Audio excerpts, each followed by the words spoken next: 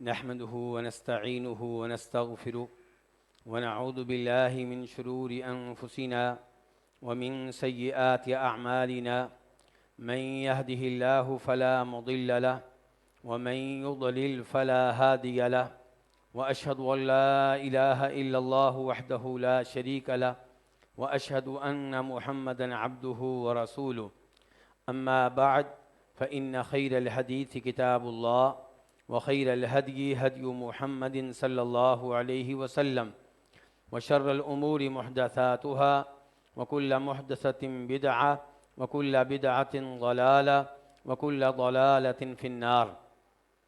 قال تعالى: إن أريد إلا الإصلاح ما استطعت.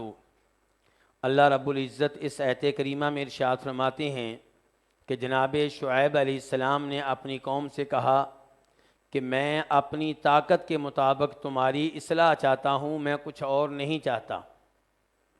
اصلاح معاشرہ، جس ماحول میں آپ رہتے ہوں، جس محلے میں آپ رہتے ہوں، جن رشتہ داروں میں آپ رہتے ہوں، جس شہر میں آپ رہتے ہوں، جس ملک میں آپ رہتے ہوں، ان کی اصلاح کرنا یہ بہت عظیم کام ہے۔ اللہ رب العزت نے قرآن کریم میں اس کا بار بار آرڈر دیا ہے۔ اللہ رب العزت ارشاد فرماتے ہیں: وَلْتَكُمْ مِنْكُمْ أُمَّةٌ يَدْعُونَ إِلَى الْخَيْرِ وَيَأْمُرُونَ بِالْمَعْرُوفِ وَيَنْهَوْنَ عَنِ الْمُنْكَرِ وَأُولَئِكَ هُمُ الْمُفْلِحُونَ۔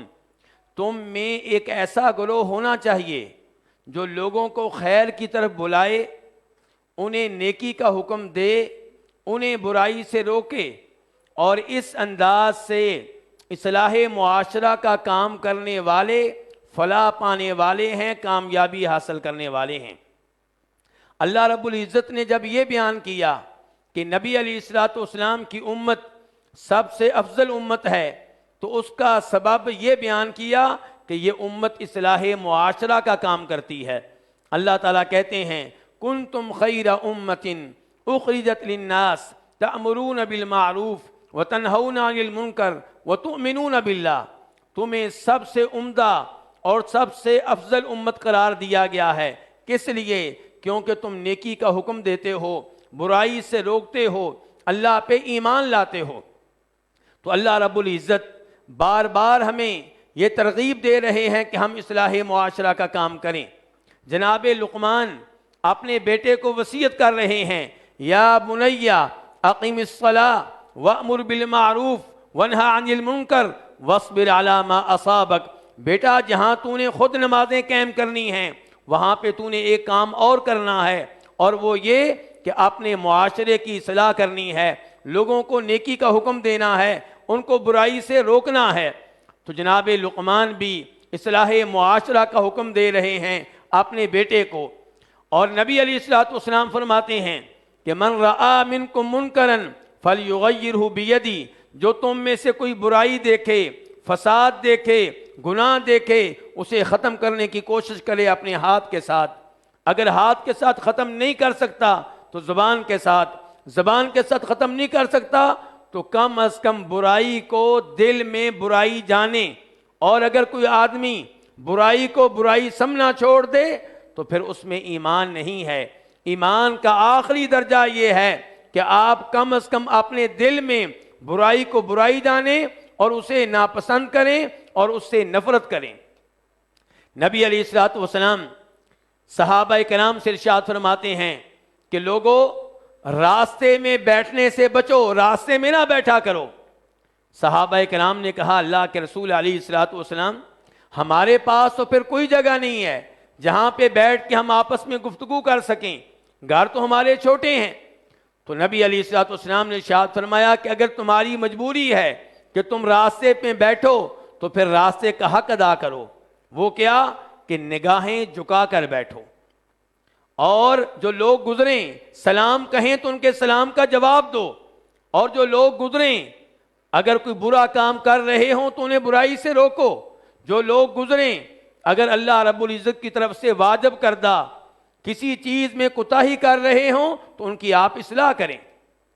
تو میرے بھائیو، اصلاح معاشرہ کا کام یہ ہر مسلمان پہ واجب ہے۔ ہر مسلمان پہ واجب ہے کہ اپنی طاقت کے مطابق اصلاح معاشرہ کا کام کرے۔ یہ فرض کفایہ ہے، یعنی کہ اگر ایسے لوگ موجود ہیں جو آپ کے محلے میں برائی کو ختم کرنے کے لیے اپنا کردار ادا کر رہے ہیں، فساد کو مٹانے کے لیے اپنا کردار ادا کر رہے ہیں، تو آپ یہ کردار نہ ادا کریں تو آپ گنہگار نہیں ہوں گے، ان کو ثواب ملے گا۔ لیکن اگر آپ کے محلے میں، آپ کے رشتہ داروں میں، آپ کے ماحول میں اتنے لوگ موجود نہیں ہیں جو برائی کو ختم کر سکیں، جو برائی کو ختم کرنے کے لیے اپنا کردار ادا کر سکیں، اور آپ اپنا کردار ادا نہیں کرتے تو آپ گنہگار ہوں گے۔ سوال یہ پیدا ہوتا ہے کہ ہم یہ کیسے جان لیں کہ اتنے لوگ موجود ہیں جو اصلاح معاشرہ کا کام کر رہے ہیں؟ امام ابن نحاس اپنی کتاب تنبیہ الغافلین میں ارشاد فرماتے ہیں کہ اگر آپ کو یقین ہو، آپ کے پاس پختہ معلومات ہوں کہ ایسے لوگ موجود ہیں جو اصلاح معاشرہ کا کام کر رہے ہیں، پھر آپ نہ کریں تو آپ کے اوپر گناہ نہیں ہے، ورنہ آپ کے اوپر گناہ ہوگا۔ لیکن اگر کہیں پہ کوئی ایسی برائی ہے جسے جاننے والے صرف آپ ہیں تو پھر اصلاح معاشرہ کا کام آپ پہ واجب ہے۔ اگر آپ کسی ایسی جگہ ہیں جہاں پہ کوئی برائی ہوتی ہے اور اسے صرف آپ ہی ختم کر سکتے ہیں، کوئی اور ختم نہیں کر سکتا، تو پھر اصلاح معاشرہ کا کام آپ پہ واجب ہے۔ مثال کے طور پہ آپ کا گھر، آپ کی فیکٹری، وہ آفس جس کے مالک آپ ہیں، آپ کا ادارہ، آپ کی مسجد، آپ کا مدرسہ، آپ کا سکول، آپ کا کالج، اس ماحول میں جو گناہ ہوگا اسے ختم کرنا آپ پہ واجب ہے۔ اگر آپ اپنا کردار ادا نہیں کریں گے تو پھر آپ گنہگار ہوں گے۔ میرے بھائیوں، اصلاح معاشرہ کا کام کریں تو اس میں حکمت کیا ہے؟ پہلی حکمت یہ ہے کہ اللہ کی حجت قائم ہوتی ہے۔ اللہ نے رسول کیوں بھیجے ہیں، نبی کیوں بھیجے ہیں؟ اس لیے کہ روز قیامت کوئی بھی انسان اللہ پہ حجت قائم نہ کر سکے، یہ نہ کہہ سکے کہ یا اللہ میرے پاس تو کوئی نبی آیا ہی نہیں تھا، میرے پاس تو کوئی رسول آیا ہی نہیں تھا، میرے پاس تو کوئی عالم دین آیا ہی نہیں تھا۔ اللہ نے اس لیے نبوت کا سلسلہ قائم کیا، ایسے لوگوں کو بھیجا جو اللہ تعالیٰ کے منتخب کردہ تھے، تاکہ وہ ایمان لانے والوں کو، اصلاح معاشرہ کا کام کرنے والوں کو جنت کی خوشخبری دیں، اور جو ایمان نہ لائیں، کفر و شرک کا ارتکاب کریں، فساد کا ارتکاب کریں، انہیں وارننگ دیں کہ اگر تم ایسے ہی چلتے رہے اور اسی طرح تمہیں موت آئی تو پھر جہنم تمہاری منتظر ہے۔ رسلا مبشرین ومنذرین لئلا یکون للناس علی اللہ حجۃ بعد الرسل۔ اصلاح معاشرہ کا کام کریں تو دوسرے نمبر پہ فائدہ یہ ہے کہ کل ہم اللہ تعالیٰ کے ہاں یہ عذر پیش کر سکتے ہیں کہ یا اللہ ہم مانتے ہیں کہ ہمارے ماحول میں جرائم کا ارتکاب ہوتا رہا، لوگ کبیرہ گناہوں کا ارتکاب کرتے رہے، لیکن یا اللہ میں روکتا رہا، میں اصلاح معاشرہ کا کام کرتا رہا۔ اور تیسرے نمبر پہ اصلاح معاشرہ کی ذمہ داری ادا کریں گے تو یہ امید رکھیں کہ کبھی نہ کبھی وہ لوگ سدھر جائیں گے جو فساد کا ارتکاب کر رہے ہیں، جو جرائم کا ارتکاب کر رہے ہیں، جو کبیرہ گناہوں میں ملوث ہیں۔ اللہ تعالیٰ فرماتے ہیں، جب اللہ تعالیٰ بیان کرتے ہیں مچھلی والوں کا واقعہ، جنہوں نے ہیلے کے ذریعے مچھلی شکار کرنے کی کوشش کی، وہ یہودی جن سے کہا گیا تھا کہ ہفتہ کے دن تم نے مچھلی شکار نہیں کرنی، تو وہ کیا کرتے تھے؟ جمعہ کے دن جال نصب کر دیتے تھے، اتوار کو جال میں پھنسی ہوئی مچھلیاں پکڑ لیتے تھے۔ تو انہیں کئی لوگوں نے روکا، کئی لوگوں نے منع کیا۔ وہ لوگ تین حصوں میں تقسیم ہو گئے، ایک اس جرم کا ارتکاب کرنے والے، دوسرے نمبر پہ روکنے والے، تیسرے نمبر پہ خاموشی اختیار کرنے والے۔ تو خاموشی اختیار کرنے والوں نے کہا لِمَ تَعِدُونَ قَوْمًا اللَّهُ مُهْلِكُهُمْ او معذبهم عذابا شدیدا، تم انہیں کیوں منع کرتے ہو؟ ہم منع کر کر کے تھک گئے ہیں، ان پہ اللہ کا عذاب آنے والا ہے، اللہ ان کو ہلاک کرے گا، ان کو روکنے کی کوئی ضرورت نہیں ہے۔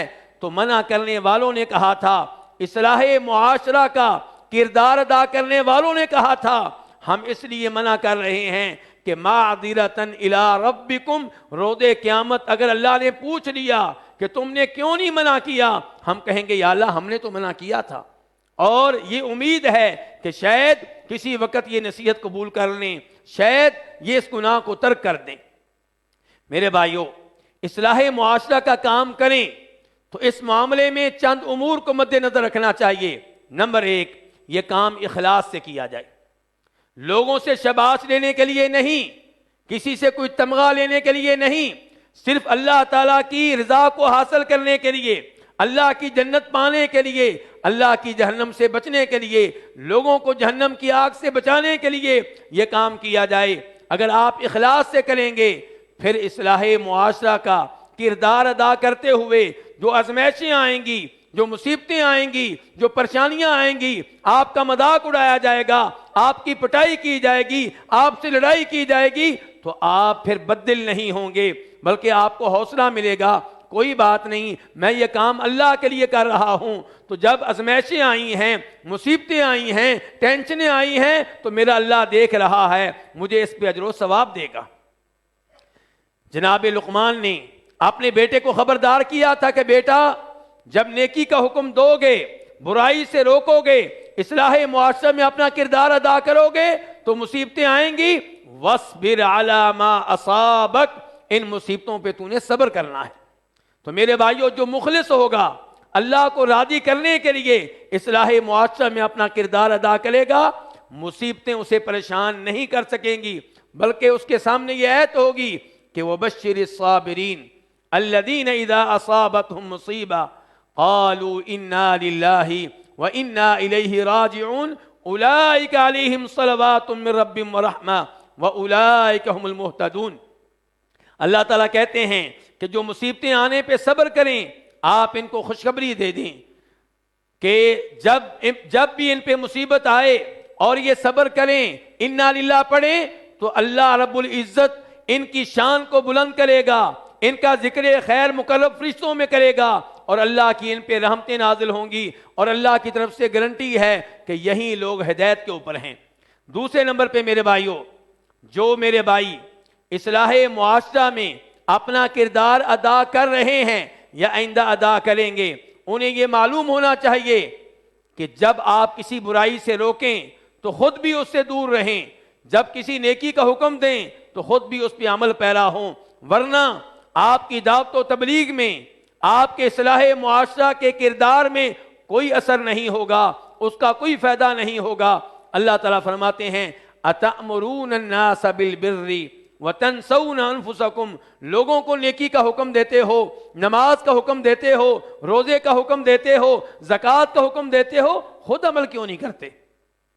اور جناب شعیب علیہ السلام نے اپنی قوم سے کہا تھا وَمَا أُرِيدُ أَنْ أُخَالِفَكُمْ إِلَىٰ مَا أَنْهَاكُمْ عَنْهُ، میں تمہیں بہت سے گناہوں سے روک رہا ہوں، بہت سے جرائم سے روک رہا ہوں، تو میں خود بھی ان جرائم سے دور رہتا ہوں، میں نہیں چاہتا کہ تمہیں روکوں اور خود میں ان کا ارتکاب کروں۔ امام بخاری رحمہ اللہ روایت کرتے ہیں جناب اسامہ بن زید رضی اللہ تعالیٰ عنہ سے کہ نبی علیہ السلام نے ارشاد فرمایا، روز قیامت ایک آدمی کو جہنم میں پھینکا جائے گا تو جہنم میں اس کی انتڑیاں اس کے پیٹ سے باہر آ جائیں گی، وہ اپنی انتڑیوں کے ارد گرد ایسے چکر لگائے گا جیسے گدھا اپنی چکی کے ارد گرد گھومتا ہے۔ جہنمی لوگ سوال کریں گے کہ آپ کے ساتھ کیا معاملہ ہوا ہے؟ آپ تو اچھے بھلے تھے، دنیا میں اصلاح معاشرہ میں اپنا کردار ادا کرتے تھے، لوگوں کو نیکی کا حکم دیتے تھے، برائی سے روکتے تھے۔ تو وہ کہے گا میں تمہیں نیکی کا حکم دیتا تھا، خود اس نیکی کو اپناتا نہیں تھا، تمہیں برائی سے روکتا تھا، خود اس برائی کا ارتکاب کرتا تھا۔ میرے بھائیوں، اصلاح معاشرہ میں اپنا کردار ادا کرنے والا اگر باعمل ہوگا تو اس کی تبلیغ میں تاثیر ہوگی۔ نبی علیہ السلام کو دیکھیے، آپ کتنی جرأت سے کہتے ہیں اہل مکہ سے کہ فَقَدْ لَبِثْتُ فِيكُمْ عُمُرًا مِّن قَبْلِهِ أَفَلَا تَعْقِلُونَ، میں نے تم میں نبوت سے پہلے 40 سال گزارے ہیں، بتاؤ میرے کردار پہ کوئی دھبا ہے، کوئی داغ ہے تو میرے سامنے ذکر کرو۔ نبی علیہ السلام اگر لوگوں سے کہتے ہیں کہ خیرکم خیرکم لأہلہ، تم میں سے سب سے اچھا وہ ہے جو اپنے گھر والوں کے لیے اچھا ہے، تو آپ یہ بھی کہتے ہیں کہ وَأَنَا خَيْرُكُمْ لِأَهْلِي، میں اپنے گھر والوں کے لیے سب سے اچھا ہوں، یعنی کہ جو دعوت دیتے تھے اس کے اوپر آپ عمل بھی کرتے تھے۔ میرے بھائیوں، اصلاح معاشرہ میں اپنا کردار ادا کریں تو علم کا ہونا ضروری ہے۔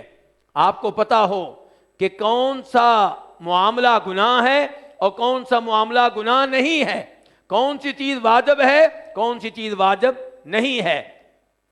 مثال کے طور پہ کہیں ایسا نہ ہو کہ آپ لوگوں کو عید میلاد النبی صلی اللہ علیہ وسلم منانے کی دعوت دے رہے ہوں یہ سوچ کر کہ شاید یہ دین کا حصہ ہے، جبکہ آپ یہ نہیں جانتے کہ اسے بہت بعد میں ایجاد کیا گیا ہے، اس کا دین سے کوئی تعلق نہیں ہے۔ ایسا نہ ہو کہ آپ نیکی سمجھ کر کسی کو 11ویں منانے کی دعوت دے رہے ہوں اور آپ کو یہ معلوم ہی نہ ہو کہ یہ تو دین میں اضافہ ہے، یہ تو بدعت ہے، یہ جائز نہیں ہے۔ تو اس لیے میرے بھائیوں، جب آپ نیکی کا حکم دینا چاہتے ہیں، برائی سے روکنا چاہتے ہیں، تو آپ کے پاس علم ہونا چاہیے۔ قُلْ هَٰذِهِ سَبِيلِي أَدْعُو إِلَى اللَّهِ عَلَىٰ بَصِيرَةٍ أَنَا وَمَنِ اتَّبَعَنِي۔ اللہ تعالیٰ کہہ رہے ہیں نبی علیہ السلام سے کہ آپ لوگوں کو بتا دیں کہ میرا اور میرے پیروکاروں کا یہ طریقہ ہے کہ ہم اللہ کی طرف بلاتے ہیں، کسی اور کی طرف نہیں بلاتے، لیکن علم کی بنیاد پہ، بصیرت کی بنیاد پہ ہمیں پتہ ہے کہ ہم کیا دعوت دے رہے ہیں، کس چیز سے روک رہے ہیں اور کس چیز کی ہم ترغیب دے رہے ہیں۔ میرے بھائیوں، جب آپ اصلاح معاشرہ میں اپنا کردار ادا کرتے ہیں تو سب سے پہلے آپ کے اوپر حق ہے آپ کے رشتہ داروں کا، آپ کے اہل و عیال کا۔ اللہ تعالیٰ کہتے ہیں یا ایھا الذین آمنوا قوا انفسکم واہلیکم نارا، اے ایمان والو اپنے آپ کو اور اپنے اہل و عیال کو جہنم کی آگ سے بچا لو۔ اللہ فرماتے ہیں وانذر عشیرتک الاقربین، سب سے پہلے کن کو دعوت دینی ہے؟ جو آپ کے رشتہ دار ہیں، ان کو جہنم کی آگ سے ڈرانا ہے، ان کو گناہوں سے بچانے کی کوشش کرنی ہے۔ اور نبی علیہ السلام نے نبوت مل جانے کے بعد سب سے پہلے صفا پہاڑ پہ کھڑے ہو کے کن کو وعد لگائی تھی؟ اپنے رشتہ داروں کو۔ اور میرے بھائیوں، جب فوت ہونے سے 3 مہینے پہلے آپ نے حج کے دوران میدان عرفات میں عظیم الشان اور تاریخی خطبہ دیا تھا، وہاں پہ آپ نے سود کی حرمت کا اعلان کیا۔ اس موقع پہ کہا تھا وَأَوَّلُ رِبًا أَضَعُهُ رِبَانَا رِبَا العباس ابن عبد المطلب، کہ سود آج کے بعد ختم۔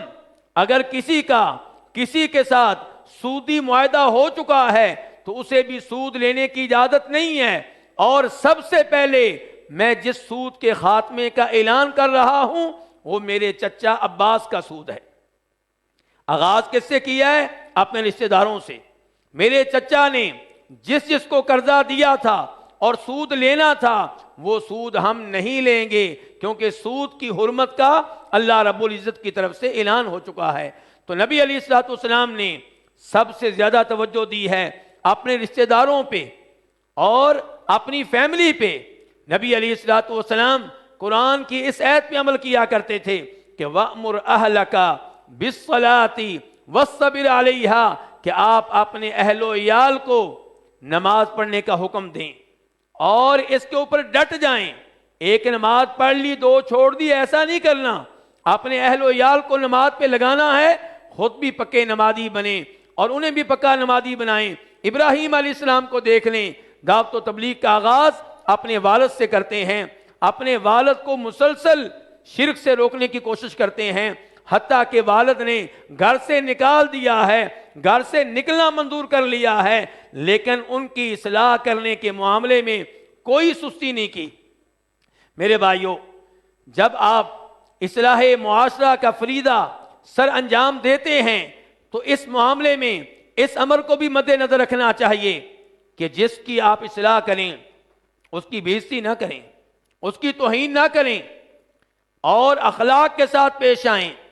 اللہ رب العزت نبی علیہ السلام سے کہہ رہے ہیں کہ وَلَوْ كُنْتَ فَظًّا غَلِيظَ الْقَلْبِ لَانفَضُّوا مِنْ حَوْلِكَ، کہ اے نبی علیہ السلام اگر آپ بھی بد اخلاق ہوتے، اگر آپ بھی سخت دل ہوتے تو یہ صحابہ اکرام جو آج آپ پہ جانیں نچھاور کرنے کے لیے تیار ہیں یہ آپ کو چھوڑ کے چلے جاتے۔ آپ کے صحابی کبھی نہ بنتے، آپ کے مددگار کبھی نہ بنتے۔ تو میرے بھائیو، اخلاق کے ساتھ جب آپ کسی کی اصلاح کریں گے تو آپ کی بات سنے گا، لیکن اگر آپ اس کی توہین کریں گے، اس کی بے عزتی کریں گے، بدتمیزی کے ساتھ پیش آئیں گے، تو پھر آپ کی بات سننے کے لیے کوئی بھی تیار نہیں ہوگا۔ نبی علیہ الصلوۃ والسلام نماز پڑھا رہے ہیں اور ایک صحابی معاویہ بن حکم سلمی، انہوں نے آواز سنی کہ کسی نے چھینک لی ہے۔ انہوں نے دوران نماز، نئے نئے مسلمان ہوئے تھے، اونچی آواز سے کہہ دیا یرحمک اللہ، کہ اللہ تمہارے اوپر رحم فرمائے۔ صحابہ کرام ان کو گورنے لگے، یہ مزید گفتگو کرنے لگے نماز میں ہی کہ تمہیں کیا ہو گیا ہے، مجھے کیوں گور رہے ہو؟ صحابہ کرام نے اپنے ہاتھ رانوں پہ مارے تاکہ یہ چپ ہو جائیں۔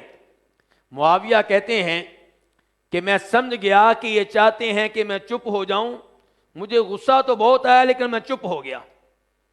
کہتے ہیں نماز کے بعد میرے ماں باپ قربان ہوں نبی علیہ الصلوۃ والسلام پہ کہ میں نے آپ سے بہتر معلم نہ آپ کی زندگی میں دیکھا، نہ آپ سے پہلے دیکھا، نہ آپ کے بعد دیکھا۔ اللہ کی قسم، آپ نے مجھے ڈانٹا نہیں، آپ نے مجھے مارا نہیں، آپ نے میری بے عزتی نہیں کی، آپ نے مجھے برا بلا نہیں کہا، بس آپ نے یہ کہا کہ ان هذه الصلاة لا يصلح فيها شيء من كلام الناس، کہ نماز کے دوران گفتگو کرنا جائز نہیں ہے، درست نہیں ہے۔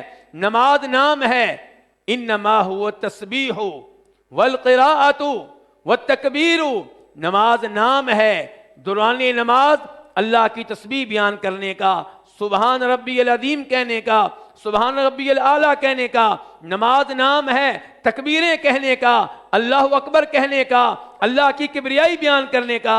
اور نماز نام ہے تلاوت کا، سورہ فاتحہ پڑھنے کا، سورہ فاتحہ کے بعد کوئی نہ کوئی تلاوت کرنے کا، یعنی کہ نماز میں گفتگو کرنا جائز نہیں ہے۔ اور وہ بھی حدیث آپ کے سامنے ہوگی، اس کے ساتھ ہی آج کے درس کا انشاءاللہ اختتام ہوگا کہ نبی علیہ الصلوۃ والسلام مسجد میں تشریف فرما ہیں۔ امام بخاری روایت کرتے ہیں جناب انس بن مالک سے، ایک اعرابی آتے ہیں اور مسجد میں کھڑے ہو کر پیشاب شروع کر دیتے ہیں۔ صحابہ کرام کہتے ہیں مہ مہ، اور کیا کر رہے ہو، کیا کر رہے ہو؟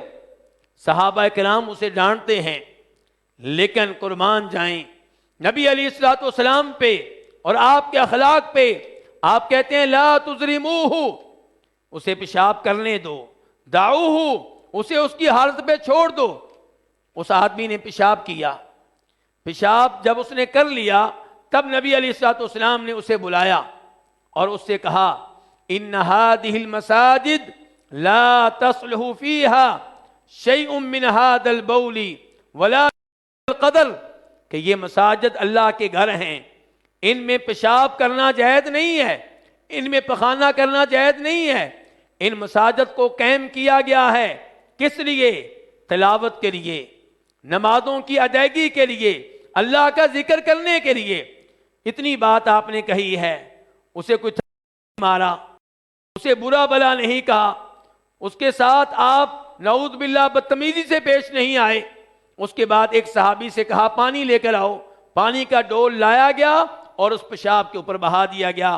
میرے بھائیوں، اس انداز سے جب ہم معاشرے کی اصلاح کریں گے تو انشاءاللہ انقلاب پیدا ہوگا، لوگوں کی اصلاح ہوگی، لوگ آپ کی بات سنیں گے، اور اگر وہ نہ بھی سنیں آپ کو اجر و ثواب مل جائے گا۔ آپ روز قیامت اللہ تعالیٰ سے کہہ سکیں گے یا اللہ میں نے اپنا کردار ادا کیا، ان کے گناہوں سے میں بری ہوں، لا تعلق ہوں، میرا ان کے جرائم سے کوئی تعلق نہیں ہے۔ اللہ رب العزت سے دعا ہے کہ اللہ تعالیٰ ہمیں ہر معاملے میں نبی علیہ الصلوۃ والسلام کے اخلاق کو اور آپ کی سیرت کو اپنانے کی توفیق دے۔ اصلاح معاشرہ کا کام جب ہم کریں تو اس فیلڈ میں بھی اللہ تعالیٰ ہمیں اپنے نبی کے نقش قدم پہ چلنے کی توفیق عنایت فرمائے۔ یا اللہ جتنے مسلمان مریض ہیں سب کو شفا دے، جو فوت ہو چکے ہیں ان کی بخشش فرما، ہمیں دین پہ قائم و دائم رکھ، جب موت دینا توحید پہ دینا، اسلام پہ دینا، ایمان پہ دینا۔ وآخر دعوانا ان الحمدللہ رب العالمین۔